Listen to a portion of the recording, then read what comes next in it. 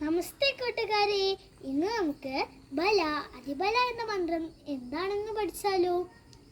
മുമ്പ് വിശ്വാമിത്ര മഹർഷിയുടെ യാഗം തടസ്സപ്പെടുത്താൻ വന്ന രാക്ഷസന്മാരെ വധിക്കുവാനായി ദശരഥനോട് രാമനെയും ലക്ഷ്മണനെയും തൻ്റെ കൂടെ വിടണമെന്ന് വിശ്വാമിത്ര മുനി ആവശ്യപ്പെട്ടു. എന്നാൽ ചെറിയ കുട്ടികളായ രാമനെയും ലക്ഷ്മണനെയും കാട്ടിലേക്ക് വിടുവാൻ ദശരഥനു ഭയമായിരുന്നു. അപ്പോൾ വസിഷ്ഠമുനി ദശരഥന് പറഞ്ഞു കൊടുത്തു, അവർ കുഞ്ഞുങ്ങളല്ല, അവർ നല്ല ധൈര്യശാലികളൊക്കെയാണെന്ന്. പിന്നെ അത് കേട്ട് ദശരഥൻ സമ്മതിച്ചു.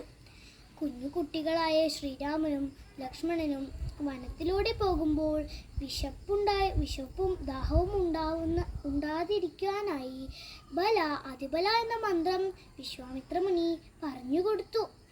പിന്നീട് ആറ് ദിവസത്തെ രാവിലെയും 6 രാത്രിയും യാഗങ്ങളിലായി കാവൽ നിന്നു. അവസാനത്തെ രാത്രി സുബാഹു, മാരീചൻ എന്നീ രാക്ഷസന്മാർ യാഗം തടസ്സപ്പെടുത്താനായി വന്നു. എന്നാൽ അവരെ നേരിട്ട് സുബാഹുവിനെ വധിക്കുകയും മാരീചൻ കാൽ പിടിച്ച് രക്ഷപ്പെടുകയും ചെയ്തു. രാമനും ലക്ഷ്മണനും ദാഹവും വിശപ്പും ഉണ്ടാവാതിരിക്കുവാനായി വിശ്വാമിത്ര മുനി പറഞ്ഞുകൊടുത്ത മന്ത്രമാണ് ബല അതിബല. നമസ്തേ.